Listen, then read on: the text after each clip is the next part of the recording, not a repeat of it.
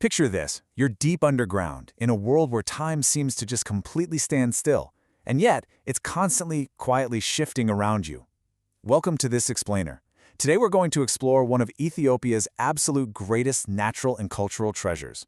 We're taking a journey into Holqa Sof Omar, or as it's more commonly known, the Sof Omar Cave. I want you to imagine a place so vast, so silent, and honestly so majestic that it has commanded human reverence for literally centuries. So it really makes you wonder, right? How exactly does a massive geological void carved out of solid rock become a living, breathing epicenter of human faith and history? It's a super fascinating question. We usually think of geology and spirituality as completely separate things. One is the raw science of the earth, and the other is this deeply personal human experience. But as we're going to see in this explainer at Sof Omar, those two forces are totally inseparable. All right, let's jump right into Section 1, a geological masterpiece and the sheer power of the Weyib River. To find this masterpiece, you have to head out to the Bale Zone in Ethiopia, which is about 120 kilometers east of a town called Robe. And once you get there, you're greeted with this truly staggering number, 15.1 kilometers. I really want you to try and conceptualize that distance for a second. That is a massive, massive stretch of underground space. In fact, this 15.1-kilometer network makes Sof Omar the longest cave in all of Ethiopia. It's just a sprawling, immense labyrinth hiding right beneath the surface. So who, or rather what, built this thing? Well, the architect behind this whole sprawling masterpiece is the Weyib River, sometimes called the Weyib River. Millions of years ago, this incredibly powerful flow of water started a slow, relentless process of just dissolving the limestone rock. Drop by drop, century after century, the river essentially carved out a vast network of underground tunnels, halls, and chambers. And what's absolutely wild about the geography here is that today, the river literally disappears underground at one entrance, journeys through the pitch black, and then magically reemerges about a kilometer away. It sculpted one of Africa's most spectacular cave systems.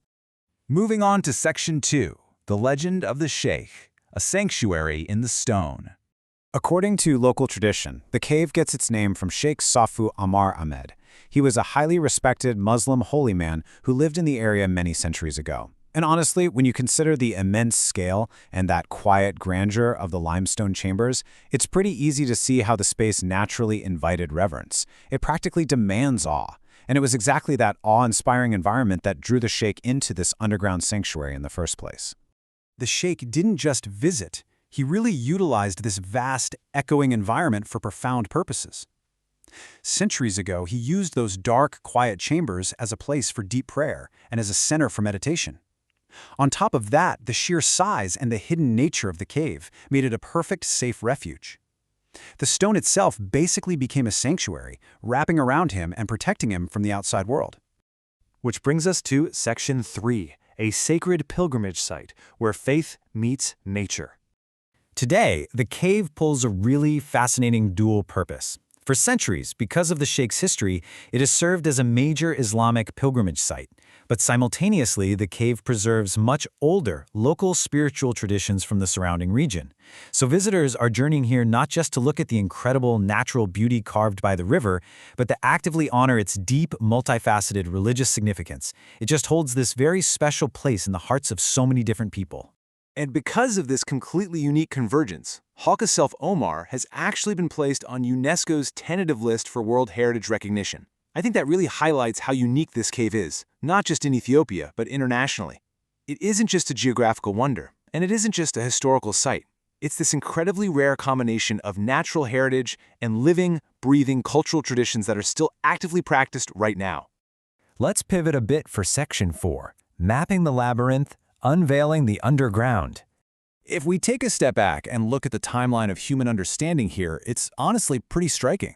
We start millions of years ago with the river doing its thing, then we move to the centuries-old legacy of the sheikh establishing the sacred human history. And then we hit 1894. Now, it is absolutely essential to note that local people knew about and revered this cave for generations.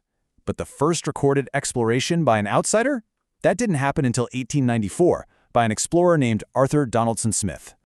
Following that initial 1894 record, later scientists and cavers finally got in there to meticulously map the full 15.1-kilometer system.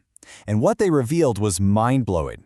We're talking impressive underground passages, towering limestone columns carved entirely by water, and these enormous chambers just stretching into the darkness. The scientific mapping basically proved the breathtaking scope of what the local populations already knew was down there all along. All right, wrapping things up with Section 5, Nature and Faith United, Ethiopia's greatest treasure. So, let's bring it all together. Why is Sof Omar Cave such a big deal? Well, for starters, it is Ethiopia's longest cave system, spanning an incredible 15.1 kilometers. It was formed completely naturally by the Weyib River over millions of years, leaving us with these massive limestone chambers. But crucially, it's equally defined by its human element, standing as a sacred site with deep Islamic and local cultural significance. All of that combined makes it one of Ethiopia's absolute most important natural and historical attractions. Our source material actually hits the nail right on the head here, stating, Sof Omar Cave is more than a cave. It is a place where nature, history, culture, and faith come together, making it one of the most remarkable heritage sites in Ethiopia. It just perfectly illustrates how physical geology and human devotion intertwine in the dark, silent chambers of this limestone labyrinth. Which leaves us with one final thought. We've seen how a river carving through stone millions of years ago created a sanctuary that continues to draw thousands in prayer to this day. So I'll leave you with this. How do the raw forces of nature continue to shape our deepest spiritual beliefs today? It's definitely something to chew on the next time you find yourself standing in awe of the natural world. Thank you so much for joining me to explore the incredible story of Holqa Sof Omar. Keep questioning, keep exploring, and I'll see you in the next explainer.